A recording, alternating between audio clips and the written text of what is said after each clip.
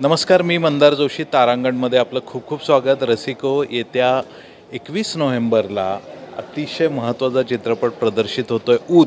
आणि त्या ऊतची अगदी नवीन ताजी तवानी नवी कोरी म्हणू अशी जोडी माझ्या बरोबर आहे. तुम्ही बघताय या पोस्टरवरही त्यांचं नाव आहे राज मिसाळ, आर्या सावे. तुमच्या दोघांचंही तारांगणमध्ये खूप स्वागत. आणि मला नेहमीच नवीन कलाकारांशी बोलायला आवडतं. त्यांच्याकडं नवीन एनर्जी असते, नवीन काहीतरी सांगायचं असतं आणि तुम्ही पदार्पण करताय. तर सर्वप्रथम तुम्ही दोघं आहात कुठले हे आपल्या प्रेक्षकांना सांगा आणि इथंपर्यंत कसे आलात ह्याच्याबद्दलही सांगा. राज, तुझ्यापासून. सर्वप्रथम सर्व मायबाप रसिक प्रेक्षकांचं मी मनापासून स्वागत करतो. मी ॲडव्होकेट राज, म्हणजेच ऊत हा जो माझा आगामी चित्रपट आहे त्या चित्रपटातला तुमचा हक्काचा शरणम. मी ॲक्च्युली मूळचा कल्याणचा आहे आणि बॉम्बे हायकोर्टमध्ये ॲज अन ॲडव्होकेट आहे क्रिमिनल.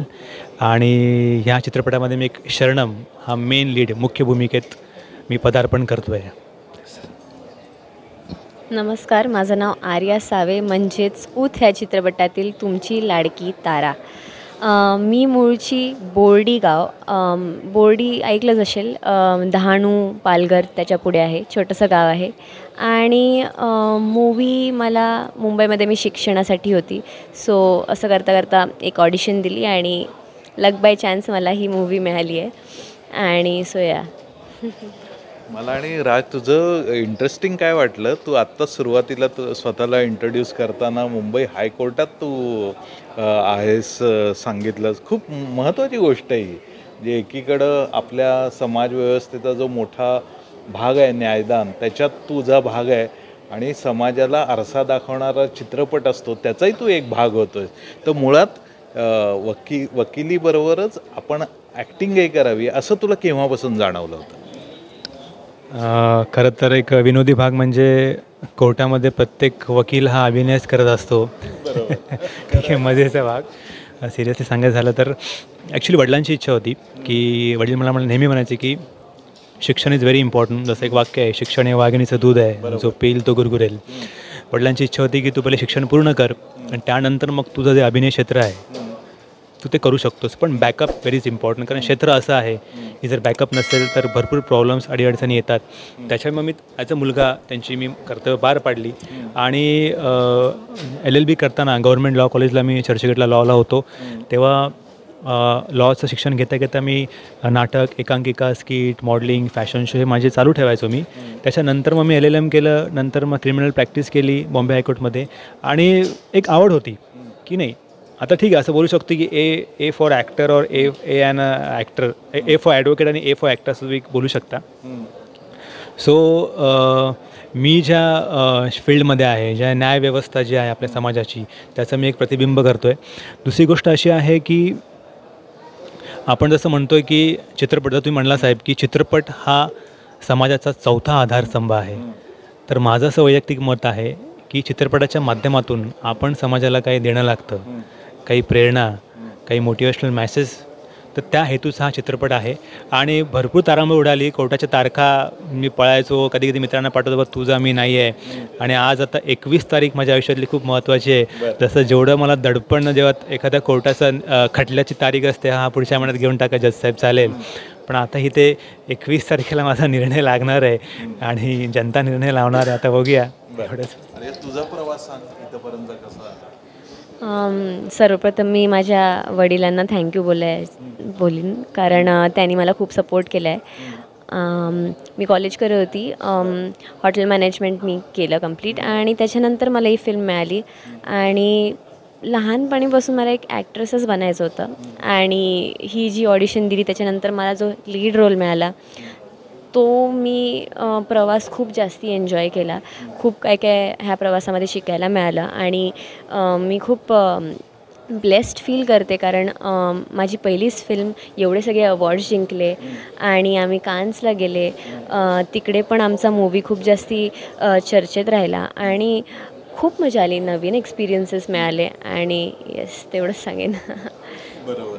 आणि मी तुला आणखीन एक इंटरेस्टिंग प्रश्न असा विचारणार आहे की तू एकाच वेळी कॅमेरालाही सामोरं जातो आहेस, म्हणजे ती महत्त्वाची गोष्ट आहे, आणि दुसरीकडं तू कोर्टात जजसमोर उभारून तुझी बाजूही मांडतोस तुझ्या आशेलाची. तुला आनंद कशात जास्त मिळाला? खूप छान प्रश्न तुम्ही विचारला आहे. पण ठीक आहे, एक वकील एक ते एक वेगळं क्षेत्र आहे.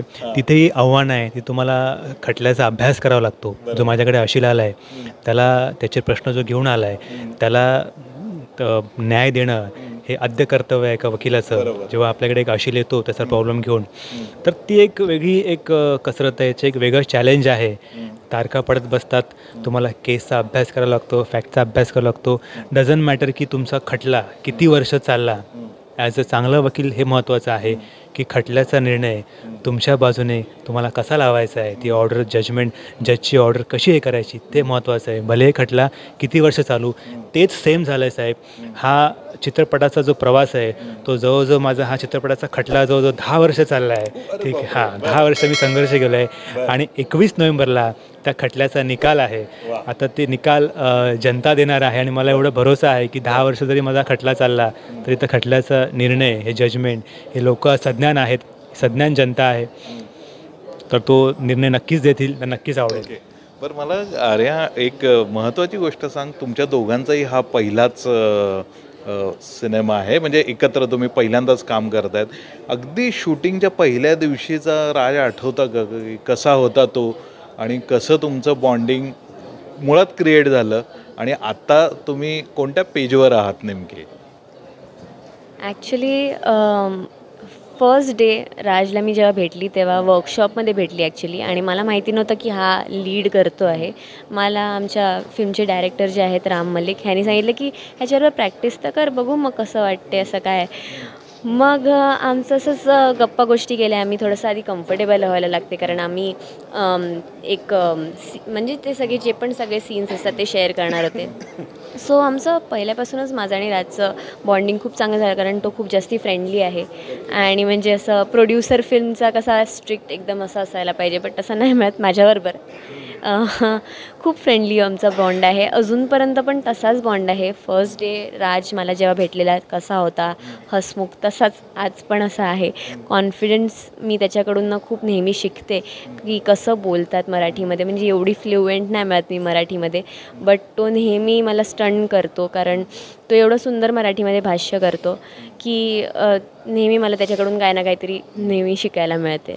सो काय काय तुझ्याबद्दल बोलतेय, किती छान छान छान, ऐकायला मस्त वाटत असेल. पण तुला काय तिच्याकडून मिळालं? कारण प्रत्येक व्यक्तीकडून आपण काही ना काहीतरी शिकत असतो. असे कोणते पॉईंट्स आहेत की तुला आवडले? भरपूर पॉईंट्स आहेत सर, की ॲक्च्युली ना ती कधी पण रिलॅक्स असते, ती कधी टेन्शन घेतच नाही. मला दुनियाचं टेन्शन असतं. ॲक्टिंग बघा, ते गाण्याचे लिपसिंग करा, ते बजेटिंग बघा, म्हणजे माझं पॅकअपच होत नाही सर. ॲज अ निर्माता मी रात्र त्याच ह्याच्यामध्ये असतो. उद्या करायचं, रे बजेट वाढते, अरे ते पटापट घ्या, हे करा, ते ॲक्टिंग पण बघा, पण अशी एकदम कूल रिलॅक्स. तर मला असं कळलं की किती जरी अडीअडचण नंतर एकदम रिलॅक्स राहावं माणसाने, जे व्हायचं ते होणारच आहे. नंतर ती म्हणजे एकदम फ्रँकली आहे. मी थोडंसं कसं ओके फ्रँकली, पण मी थोडंसं जरासं एक माझा कॅरेक्टर सगळं सिरियस होतं की सर मला म्हणते की राज तुला तुझ्या कॅरेक्टरमध्ये राहायचं आहे, कोणाशी बोलायचं नाही, काय नाही, दंगामस्ती नाही. आपला बिचारा सकाळी उठायचो, ते जॉगिंगला जायचो, IPSची ती रनिंग करायचो, परत ते पुस्तकं वाचायचो, सारखी पुस्तकं वाचून यूट्यूबला व्हिडिओ बघून असं मला वाटतं की मी खरंच IPS आहे असं झालं. आणि त्याच्यानंतर परफॉर्मन्स चांगला झाला. सगळं श्रेय मी रामसाना देतो. आणि आहे मी तेच म्हटलं की ती काही टेन्शन घेत नाही, रिलॅक्स आहे एकदम, ती फ्रेंडली आहे आणि पटकन बोलून मोकळी होते. आपण कधी असतं की कधी कसं बोलायचं समोरच्याला, पण तसं नाही, एकदम निर्भीडपणे बोलते. हां बाबा असं समोरच्या राग आला तरी चालेल. त्याच्याकडे मी काही गोष्टी शिकलो. आता उभ्या आयुष्यात तेच करणार आहे 21 तारखेनंतर, की मनात ठेवायचं नाही, पटकन बोलून मोकळं व्हायचं जे होईल.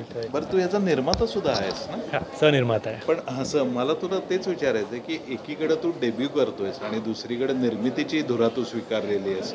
यातली अवघड जबाबदारी कोणती होती तुझ्या दृष्टीने?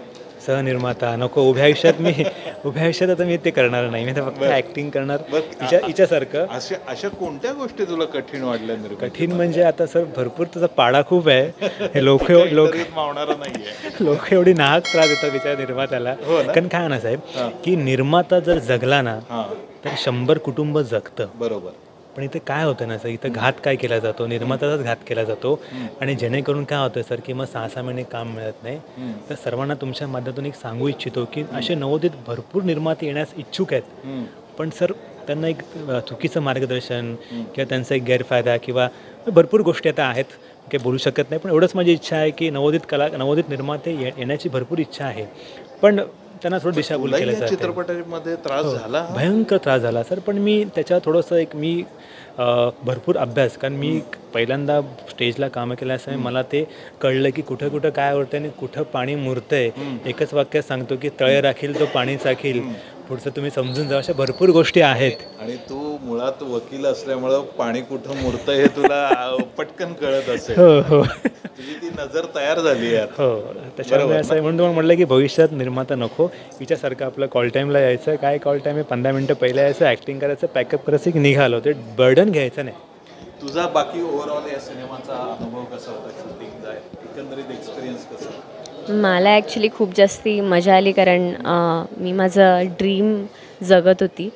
आणि मला पहिल्यापासूनच म्हणजे 10 वर्ष आधीचं जर आर्याला विचारलं की बाबा तुला काय करायचं आहे, तर अगदी मी हेच सांगितलं असतं की मी आता जे करते आहे ते मला करायचं आहे. आणि मी खूप जास्ती एक्सायटेड आहे, कारण मी ॲक्ट्रेस बनली आहे आणि लवकरच आता फिल्म पण रिलीज होते आहे. सो मी बघणार होती की कसा मला पब्लिकचा हे मिळतो आहे, प्रतिसाद मिळतो आहे. आणि आय एम एक्सायटेड.